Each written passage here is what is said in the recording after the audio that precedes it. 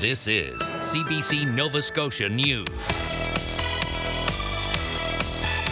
Rebuilding lives, how a community is helping replace homes lost in last year's Long Lake wildfire.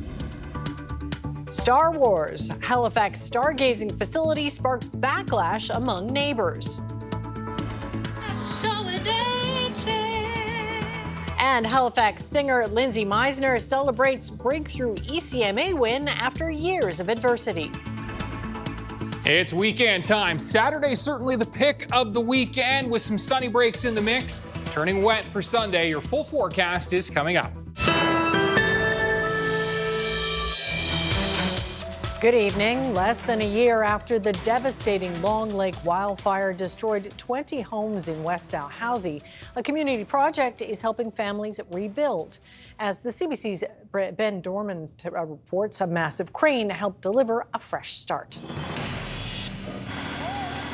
High above West Dalhousie, a new beginning is lowered into place. I guess we can say it now, the project was the worst kept secret around West Dalhousie. The secret? 6 newly built houses delivered to families impacted by last year's Long Lake fire in West Dalhousie. The blaze ripped through 8,500 hectares of land and destroyed 20 homes, including some that were uninsured. Congratulations on your new home. Jamie Borden is one of the lucky recipients. Less than a year after the fire, he and his wife got the keys to one of these new homes. I don't even know all the organizations and donors and people that have contributed to this, but like a big thanks to all of them, and like it's great to be so close to living back in our own place. But this wasn't Borden's first time seeing his new home. He was one of the dozens of residents who spent last year building these houses through a community program led by the local Rotary Club. To have everyone kind of come together, and there's like camaraderie and like laughter and stuff like that, so you know, the whole thing's kind of a blur at this point. We didn't know if we could afford to build 6 homes. We didn't know if we could afford to transport 6 homes. We didn't know if we could afford to crane them into place. Funding for the $1.4 million project eventually came through from different levels of government, local businesses, and organizations. Well, anytime you have a tragedy in a small area where there's limited funding to rectify the damage, you need to get some like-minded people together, and we were lucky. The program also provided more than 20 high school students with training and credentials, preparing them for the workforce. We started from the ground, nothing. We built the beams, we started from the cribbing, we stood every single wall, we built every wall. We started from nothing to what's behind us today. The work is something Borden and his family are grateful for, who now look forward to moving in. We still have a lot of progress to make with like hooking up our utilities and stuff like that. So it's not an end today. It's just like a milestone in the amount of work that's going to get done here this summer. Ben Dornan, CBC News, West Dalhousie. Nova Scotia's Minister of Education says he has full faith in the Halifax Regional Centre for Education after a worker who was stabbed alleged a lack of support.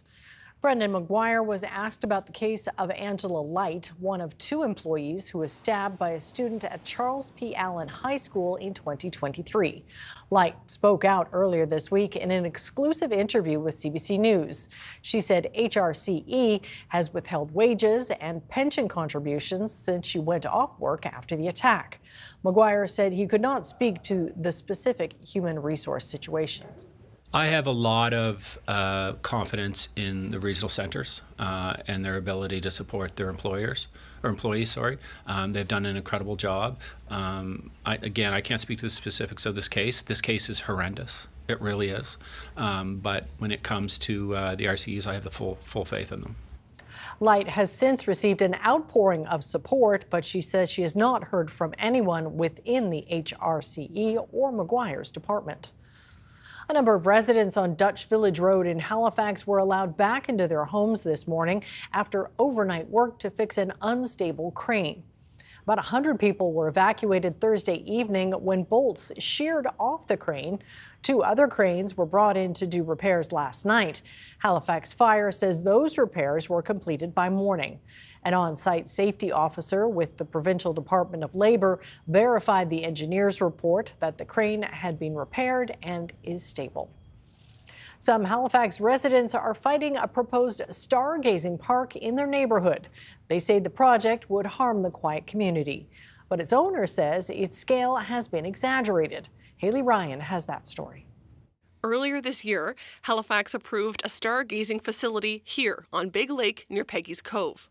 But some neighbors say the scale of what was approved allows for a major tourist site, which will be far more disruptive than stargazing alone.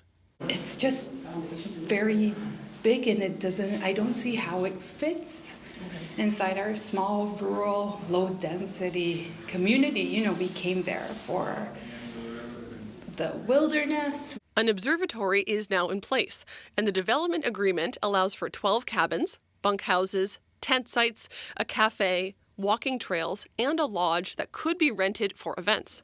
Fleischer appealed the decision, which was heard by the Nova Scotia Regulatory and Appeals Board on Tuesday. Her appeal argues Halifax did not follow its own planning rules in approving the development or properly consider its traffic and environmental impacts. She is asking the board to overturn the decision for more study or deny it completely. Fleischer says she and her family will be able to hear and see visitors and buildings on the site. I'm not sure I would be able to stay with, such a big development being like in my face.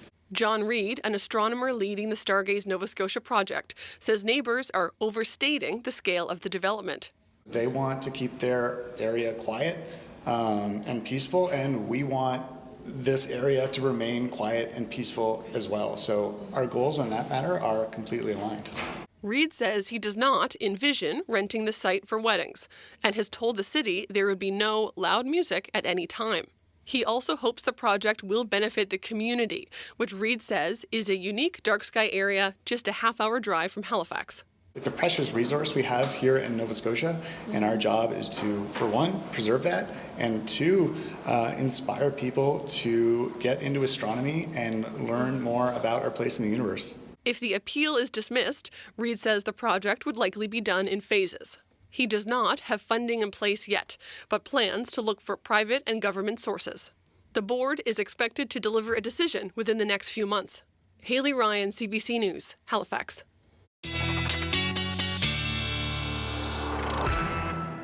And we've got Ryan in for our first look at the forecast, and it's weekend time. It is, and a nice start. Obviously, we had a great day Thursday, another great day today. Temperatures a bit cooler as expected in the northeast today. Those temperatures 16, 17 degrees, and then a temperature drop as that northeast wind kicked in. Similar story for Cape Breton. All the warmth, the warmest of temperatures, I should say, were down in the southwest, Kedzie at 28 degrees this afternoon.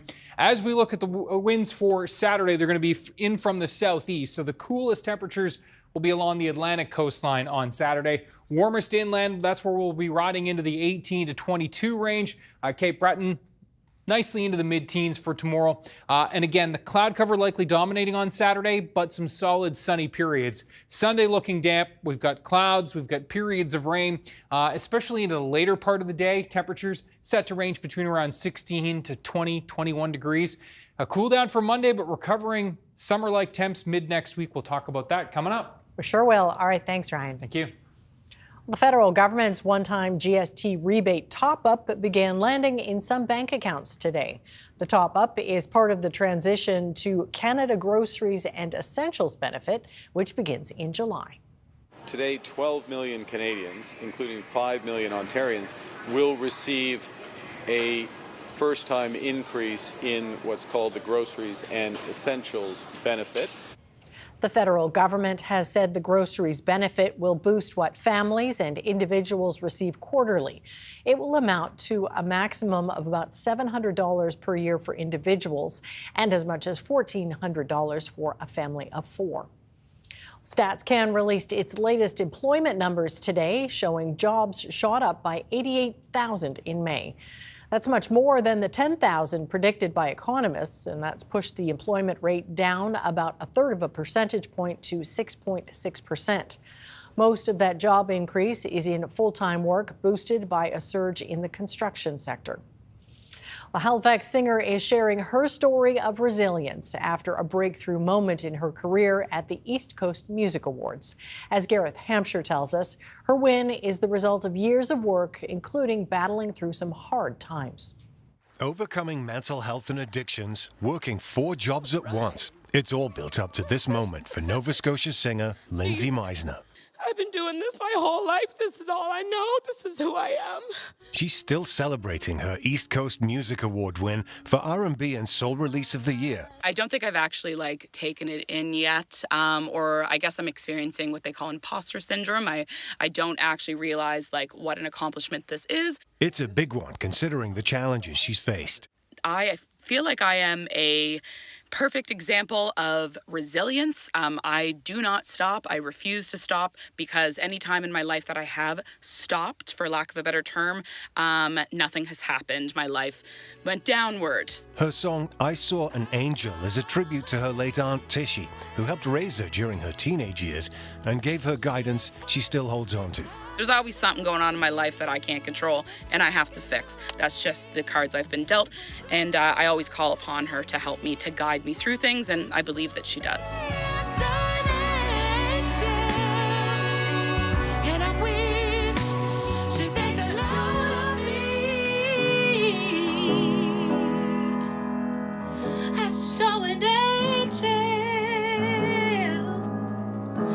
This is where she recorded the song, and her producer's happy to see her dedication being rewarded. Getting recognition like this is something you can hang your hat on, and something other people can understand, and it can be a powerful kind of ignition to maybe the next phase of your career. From North End, Halifax, her friends who've known her for years are thrilled her talent's being recognized. She's just always had this amazing voice. I remember concerts, parents, guardians, whoever was there would always be like, this girl, she can sing and she's super talented.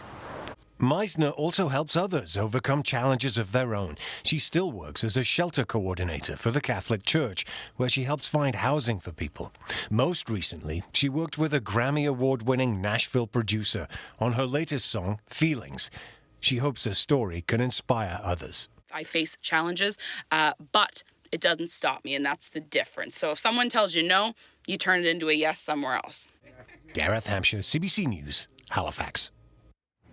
The Cape Breton Centre for Craft and Design is making efforts to preserve Mi'kmaq crafts through a number of workshops. Samuel Morant has that story. Lindsay Prosper has been practicing traditional beadwork, inspired by Mi'kmaq culture for years. Her skill, passed down in her family from her mother and aunt. Now she's doing the same, hosting a workshop on making beaded pins. It honestly makes me happy, and I'm glad to be able to be here and help teach people how to gain these cultural teachings and these cultural knowledge from this exchange. And I think it's a cultural exchange and art. The workshop is part of Cape Breton Centre for Crafts and Design's Craft Week. The centre has also been hosting a Mi'kmaq Arts Development Program, all in an effort to preserve knowledge of different traditional craft. We were banned a lot from having ceremonies or wearing our garb, our traditional garb, hundreds of years ago. As a result, there's been big gaps in the transmission of cultural knowledge and techniques and skills. Sharon Heading is one of the people attending the workshop. She is a hobbyist of beading and has incorporated techniques from other cultures around the world into her work.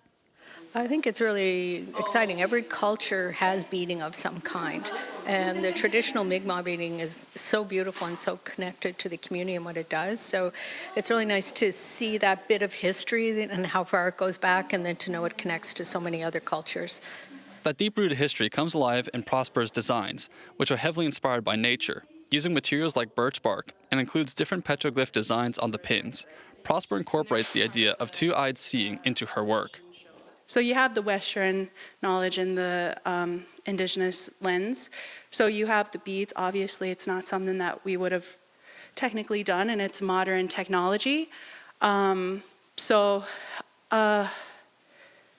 Indigenous side, we would have beaded a lot more with natural shells, with rocks, with wood, anything like that.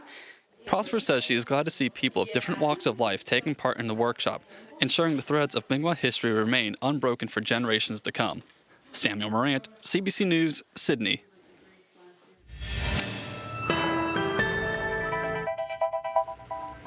There's a tugboat working its way through Halifax Harbor. Ryan's up next with his forecast. Do stay with us.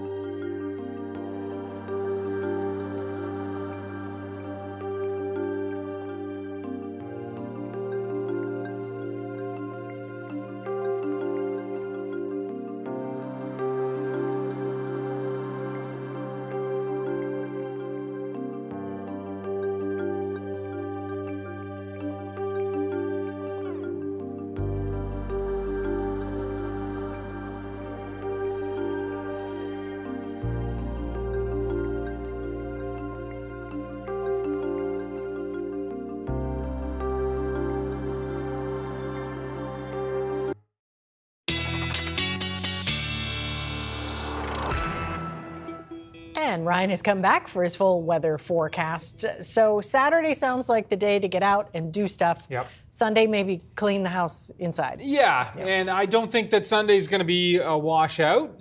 Make sure, though, if you are heading out, you've got the radar on the mobile device, and you've got the umbrella handy or the rain jacket, as we will be looking at some of that wet weather moving through, especially later in the day and into the evening and overnight. Let's have a look first at our time lapse for today. This one from Parsboro, the Fundy Discovery Site, and pretty cool. You can see the flow coming in, the mid-level clouds coming in from the west for the first chunk of the day, and then watch as you see into the afternoon, that flow changes, and watch here. In the next couple frames, there we go. Now coming from the other direction is that the northeast wind kicked in, yes, even in the upper levels. So yeah, pretty cool stuff there from Nova Scotia webcams, and beautiful shot there right now. That's a live shot from Parsboro. And thanks to Nova Scotia webcams, as always, for the great shots here that we can show you on the show. Now, looking at the temperatures in Parsboro right now, it's around 19 degrees, 26 at Keji. That's our hot spot right now. And our hot spot today, in fact, it was 28 there for a high earlier. We've got temperatures that have really dropped across Cape Breton and that Northumberland shore as expected today. Once that northeast wind kicked in, any of those high teens, low 20s were pushed further in, as you can see. Halifax still hanging on to the 20s and down to the southwest. Yarmouth at 22. Always loving the northeast wind this time of year in Yarmouth as we look at the current winds.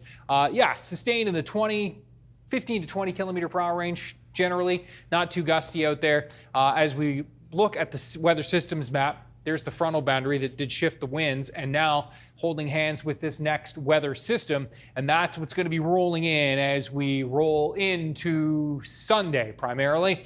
We will see some of that cloud cover fanning in for tomorrow. Note temperatures pretty uniform from at least southern Canada into the United States right now. Phoenix at 41, hot there. Whitehorse at 20 degrees. Yellowknife at 15. Churchill at 21. Iqaluit 1 degree. St. John's just 3. And the St. John's area has been struggling here today with a cooler northeast flow, similar to what we've been dealing with along the Northumberland shore. Now, as we look at the temperatures tonight, 4 or 5 degrees in the east. Mid to high single digits for Central and even some double-digit overnight lows, Yarmouth and Digby and into the valley. Note as we roll through tonight, there's a very slight chance, it's going to be partly cloudy, and a slight chance that we will see a shower pushing in through the valley and over the Bay of Fundy. But forecast models have been doing just what you see here. As it works into our area, not quite enough moisture in the air, and so it kind of fizzles out as it runs in to Nova Scotia. That's what I'm expecting to see, but there's a very slight risk for shower tomorrow morning right through here and around the Cobequid Bay, Cumberland County area. And then that will lift off, that front will lift off to the east, and we're looking at some sunny breaks tomorrow afternoon. In fact, it's looking more favorable for sunny breaks at this point for Saturday afternoon than it was 24 hours ago. So cautiously optimistic, and I think we will see a solid sun cloud mix across Cape Breton tomorrow. Temperatures will range from 12 in Ingonish with an onshore southeast wind. Most of the island in that 14 to 16, 17 range. Looking at Port Hood and Inverness and Mabu likely are hot spots tomorrow with that type of a flow. 20 in Antigonish tomorrow, 20 in Tatamagouche, and in around Cobequid Bay should be around 20 degrees for tomorrow. Winds are at 21. Metro, Halifax near 15, cooler right along the water if you're going to be hiking Herring Cove.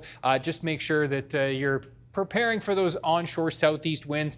Inland should be into the high teens, 17, 18, Fall River, Enfield. And note the Annapolis Valley tomorrow, nice and toasty into those low 20s. Remember that slight risk for a shower in the morning there. And then that South Shore, as you can see, cooler. There's the Sunday forecast. It looks more like showers Sunday morning. I think the steadier periods of rain coming in with this system into the afternoon. And note, forecast models have been flirting with maybe a break of sun or two into the afternoon here, but it'd be few and far between if we do see it. It'd be a bonus, 16 to 20 degrees on Sunday. And the rain looking at generally 10 to 30 millimeters through Monday morning as that system will be departing. And it will take its time departing Monday morning, but we'll clear out. Temperatures just 10 to 14 Monday afternoon. Then back off to the races again, a nice stretch again mid to late next week, Amy. Yeah, what a rebound. Yeah. All right. Thanks for that, Ryan. Thank you. Well, to celebrate Ocean Week, the Discovery Center in Iona, Cape Breton is hosting a series of events, all to teach people in the community about how to keep our water safe and clean. The CBC's Ethan Hunt dropped by to hear how important the ocean is to the area. For Bruce Hatcher, World Oceans Day is an opportunity to celebrate living near the water. He's been exploring the ocean for 32 years, but he says the Bredor Lake is unique from other saltwater lakes.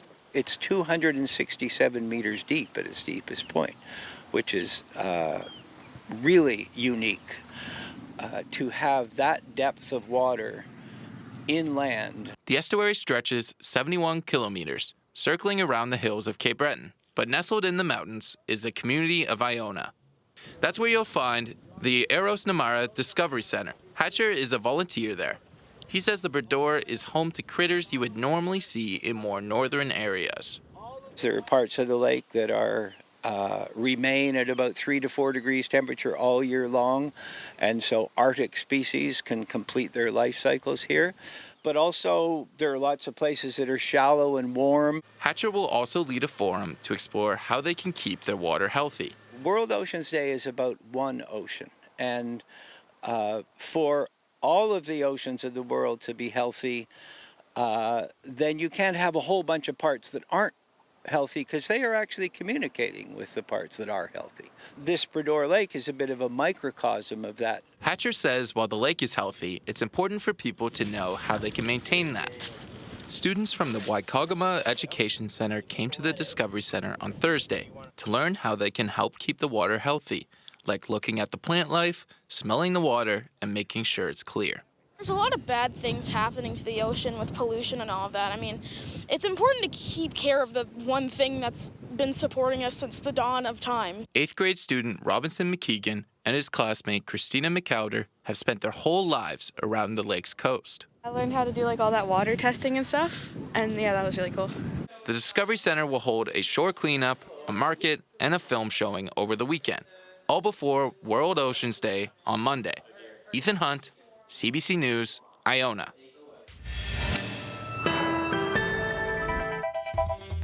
Coming up, for the first time in Q League history, the Halifax Mooseheads are hosting the entry draft.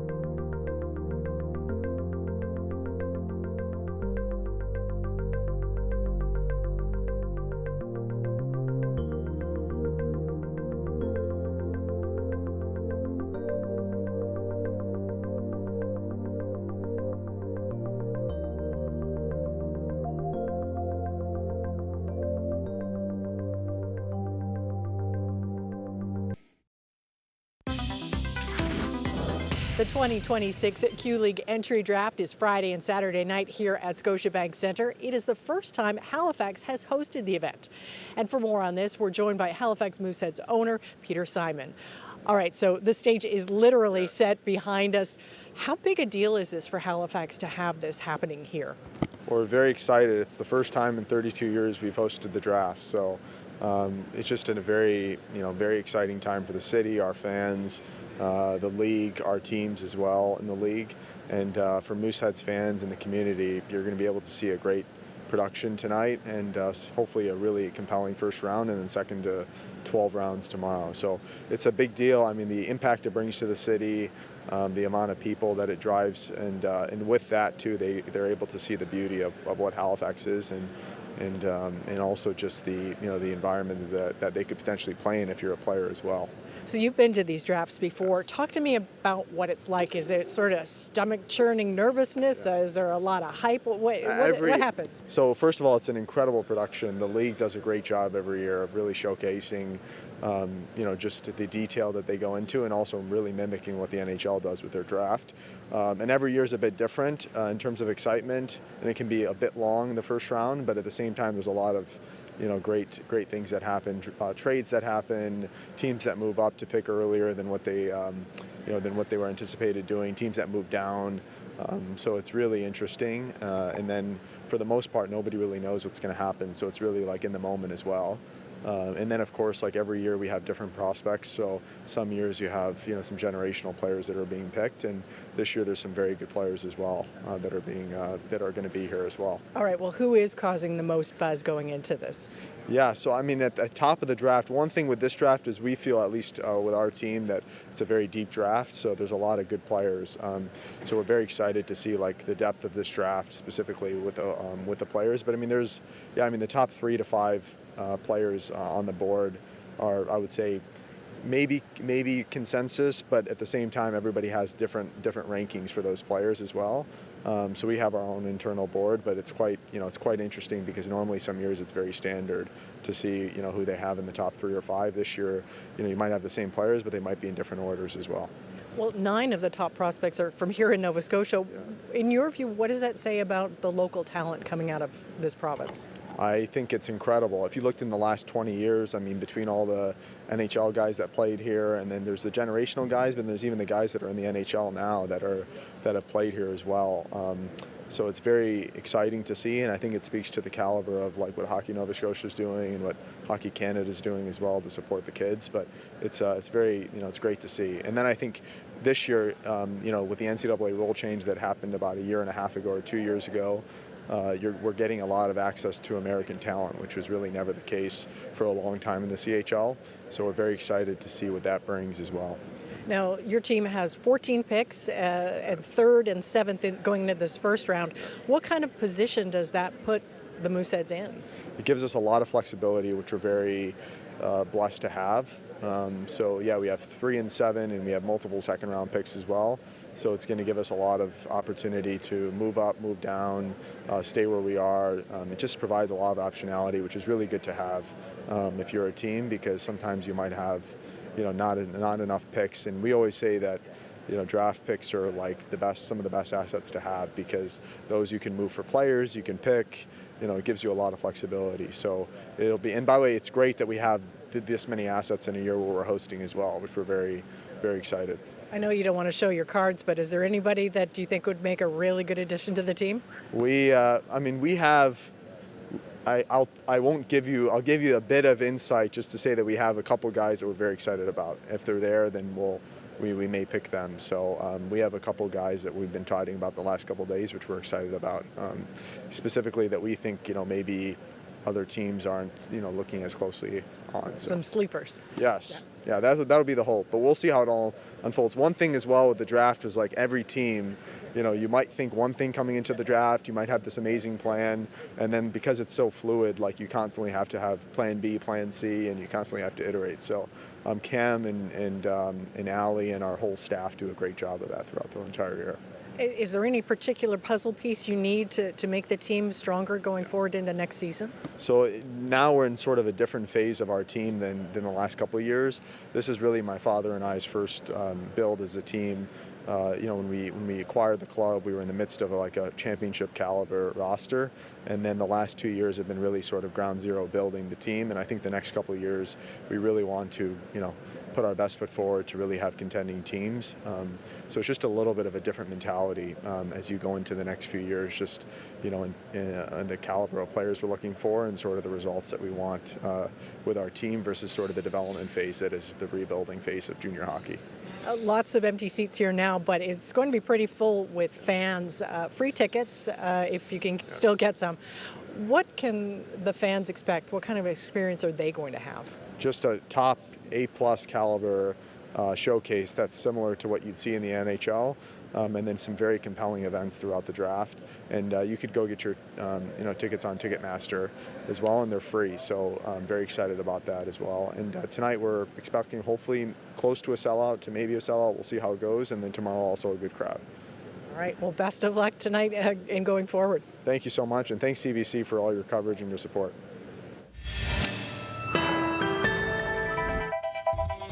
Coming up, Volodymyr Zelensky issues an open letter to Vladimir Putin calling for face-to-face peace talks. And 1 year after his acquittal in the Hockey Canada sexual assault trial, Carter Hart could win the Stanley Cup, but fans are divided.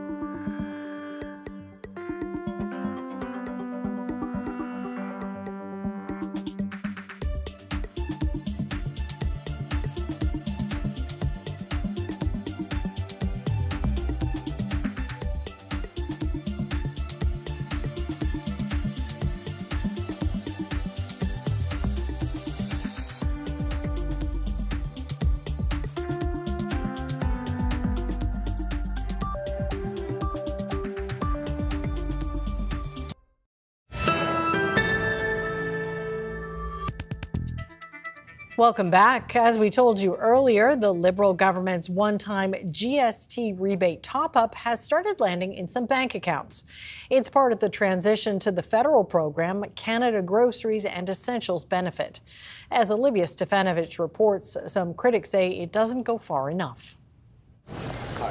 The Prime Minister touting the new Groceries and Essentials rebate. We are laser focused on affordability for Canadians, for Canadian families. A one-time GST top-up, providing hundreds of dollars for low to middle income Canadians, delivered on a day of some encouraging signs for the discouraging economy. Big transformations, they don't happen overnight, they take some time. Mark Carney says the surprise gain of 88,000 jobs last month shows his government's plan is working. We understand what's going on. We have listened to Canadians. But the opposition disagrees. Madam Speaker, having the best job numbers in Canada shouldn't be like having the best bobsledding team in Jamaica. The Conservatives continue to blame Carney for 2 quarters of shrinking GDP, putting Canada in a technical recession. The government's putting out gimmicks, but they're not really solving the problems. When you're living on a lower income, food can consume more than 20% of your budget, sometimes even more. Advocates say the groceries rebate is a step in the right direction, but it doesn't match the severity of the food insecurity crisis. The benefit as it is designed is difficult to access, and again, it isn't generous enough. One of the things that have always, I think, been a vulnerability for the Carney government is that it's so focused on macroeconomic issues, big growth, big projects, things that will take time and the average person may not actually feel a benefit in their lives. This pollster says the government has to offer more of these kind of microeconomic responses. And so far, he says they're paying off. The Carney government's doing much better than it has done in a long time on that, and certainly better than the Trudeau government was perceived to be doing. But with the cost of living among one of the most major concerns for Canadians, it could also turn into a vulnerability for Carney, who was voted in on his brand of economic competence. Olivia Stefanovich, CBC News, Ottawa. Ukrainian President Volodymyr Zelensky is calling for face-to-face talks with Vladimir Putin in a renewed bid to end Russia's war on Ukraine. Zelensky published an open letter where he proposed the two leaders set a date to meet in a neutral country. Julia Chapman has more on the story. Vladimir Putin's speech focused on his familiar complaints about Western dominance in financial institutions and his insistence that the world is becoming more multipolar. And he presented a rosy perspective of the Russian economy and its development. But the Kremlin had earlier said that if Volodymyr Zelensky wants to meet President Putin, he is welcome to visit Moscow, which is not something the Ukrainian leader is considering. He wants to meet in a neutral third country. The two leaders haven't been in the same room since 2019, which was their first and only in-person meeting. Zelensky's letter points to domestic discontent from rising prices, internet restrictions, increasing Ukrainian drone attacks, and growing Russian casualty numbers from the war. Zelensky also makes a jibe about Putin's advancing years, saying after 26 years in power, age is beginning to take its toll.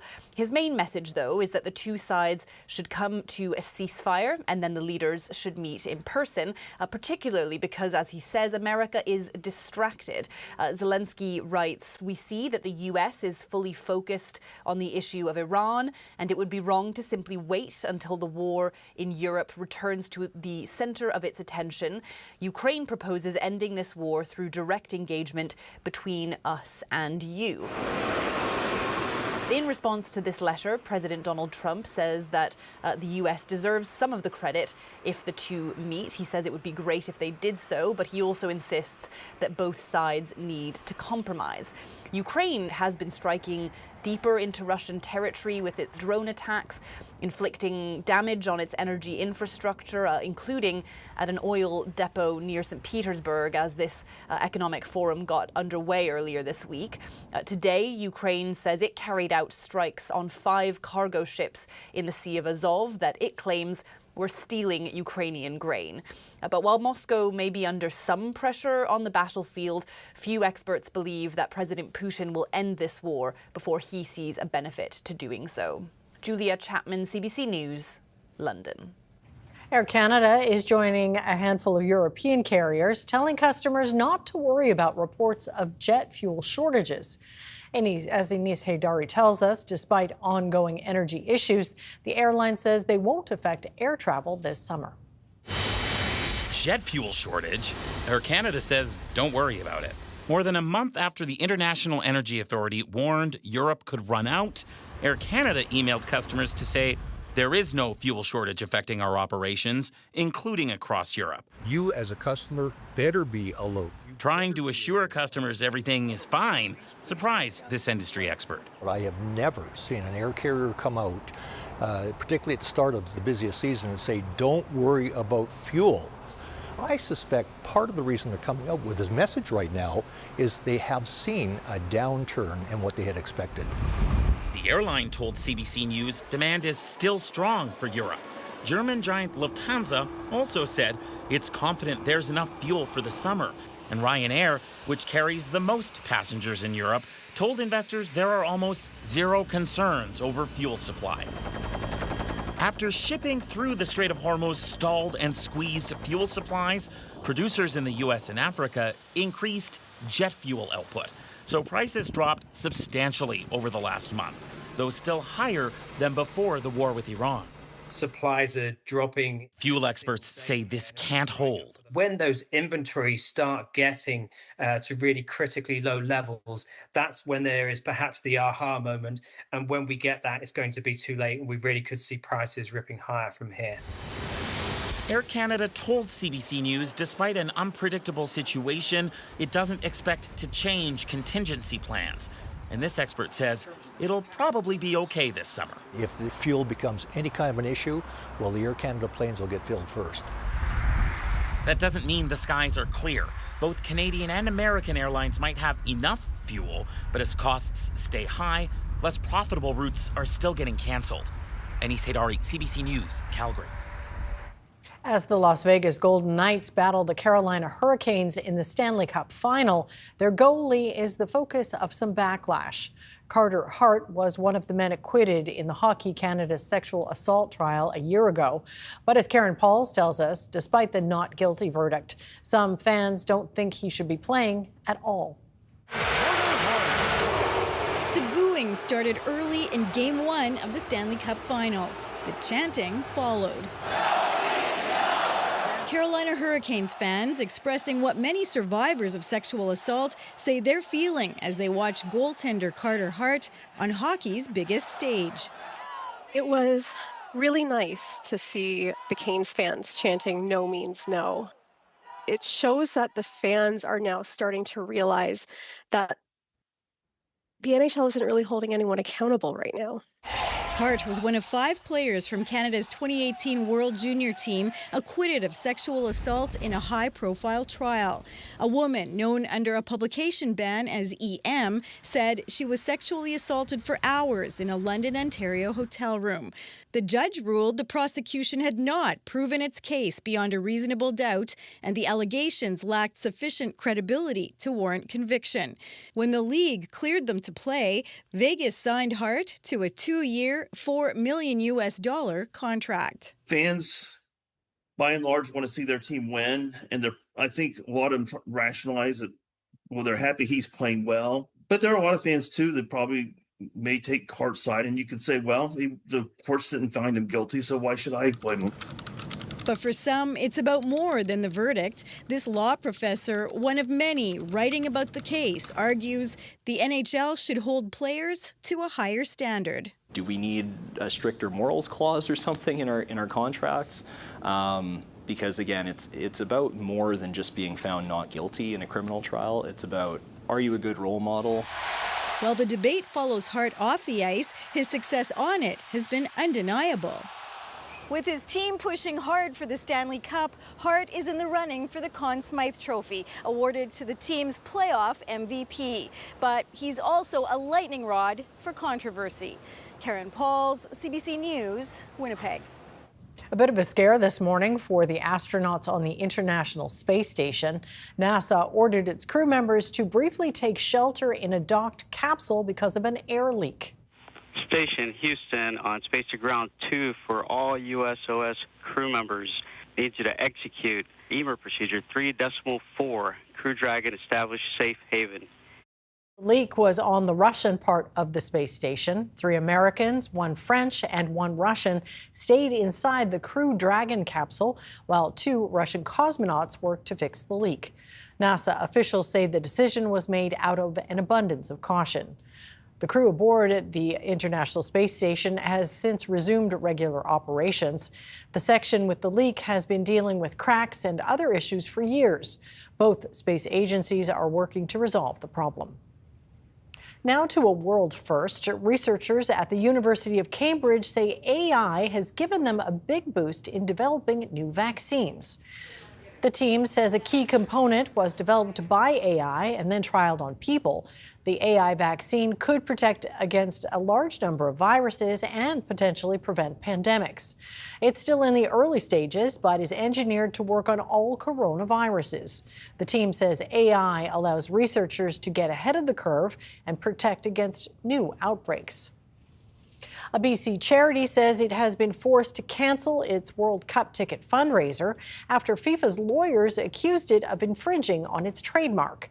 As Tanya Fletcher shows us, the sports governing body is getting a lot of backlash. We've received this letter on May 11th, which is just a few days after we launched the raffle. That 9-page letter was sent by FIFA lawyers to this BC charity that helps people with spinal cord injuries. It was raffling off a pair of World Cup tickets as a fundraiser. The letter states FIFA regularly monitors the marketplace for instances where the FIFA trademarks are used, and recently activities have been brought to our attention which infringe on trademark rights. We were surprised. I think the magnitude of the letter and the tone took us aback a little bit, but I mean, ultimately we did respect what was in the letter and felt we had no other option but to comply. The raffle was canceled, and the tickets, which the charity had bought at face value for $500 each, were put back up for sale on an official site. In a statement, FIFA says tickets may not be used for any advertising, promotional, or competition purposes, including raffles, sweepstakes, or similar activities without FIFA's prior written consent. Initially, the charity had hoped the ticket raffle would raise about $5,000, but backlash over that FIFA letter has already brought in that much and more. Even in the last half a day or so, we've received over 50 donations from people who have never donated to us before, but very supportive of us, and I think with a lot of negative sentiment toward FIFA. It's a terrible message for FIFA to be sending. This author and former professional soccer player says it's a cautionary tale that fits within FIFA's overall approach of maximizing World Cup profits. I think this example points toward a bigger problem with FIFA, that it looks out for itself and it doesn't look out for the everyday fan. And for the charity, it says FIFA has really missed the mark on the intent and the spirit of the beautiful game. Tanya Fletcher, CBC News, Vancouver. Canada's main stock index dropped on Friday, while U.S. markets also slumped amid a tech sell-off. Here are the numbers as we go to break.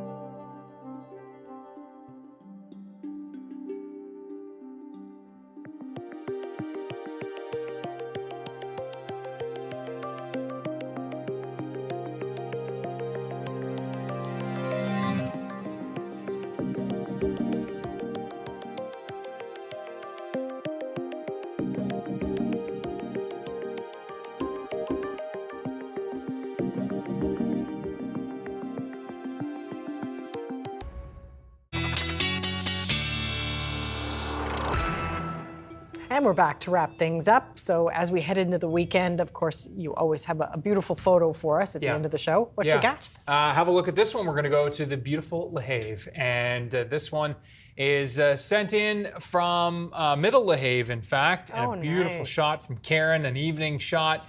The sun kind of breaking through the clouds there. Thanks to Karen for sharing this. Ryan's picks at cbc.ca. So many great picks this week. Remember we had the dove and all those thunderstorm clouds and snow in Cape Breton. I didn't like that one as much. Yeah, maybe not. But yes, a memorable week photo-wise. Have a look at this for our Saturday forecast. Sun and cloud in the mix for Cape Breton. Across the mainland, it's a mainly cloudy day with sunny periods, especially into the afternoon.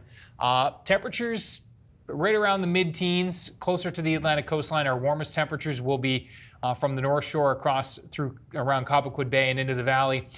Should just mention a very slight risk for a morning shower for you folks in the valley and around Cobequid Bay as that front moves through, but overall it looks pretty good. Sunday, we are looking at wetter weather with some clouds, showers in the morning, steadier periods of rain looking set for the afternoon into the evening. And let's get right to that 7-day. And you can see we will clear the skies through Monday and looking at a pretty good stretch again, Tuesday and through mid to late next week. Absolutely. Well, all right. They say soccer fans will do anything for the love of the game. Well, this next fan is taking that saying many steps too far. I'm attempting to become the first man in history to walk the entire length of America from LA to New York, coast to coast, while wearing a kilt. And we've made it here, and we're very, very close to that finish line in Boston now. Forget the Proclaimers at 500 miles. This Scottish superfan is walking 5,000 kilometers across the U.S. in a kilt to support mental health awareness and his team in the upcoming World Cup. Scotland will play its first World Cup match in 28 years next weekend in Boston. Ferguson is walking between 45 and 65 kilometers a day to reach Boston in time for the game. Scotland is set to face Haiti on June 13th. That's a super fan. Yeah. That is it for us tonight. Thanks for watching, and we'll see you next time. Good night.